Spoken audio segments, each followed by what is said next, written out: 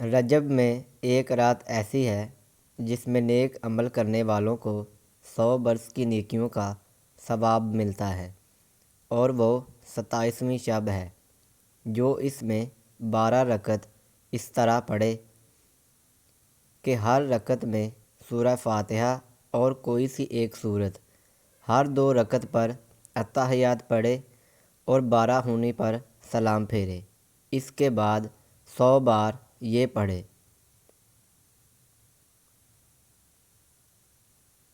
سبحان اللہ والحمد للہ ولا الہ الا اللہ واللہ اکبر، استغفار 100 بار اور درود شریف 100 بار، اور اپنی دنیا و آخرت سے جس چیز کی چاہے دعا مانگے، اور صبح کو روزہ رکھے تو اللہ اس کی سب دعائیں قبول فرمائے گا، سوائے اس دعا کے جو گناہ کے لیے ہو، انشاءاللہ۔ ویڈیو پسند آئی ہو تو چینل کو سبسکرائب کر لیں۔ شکریہ۔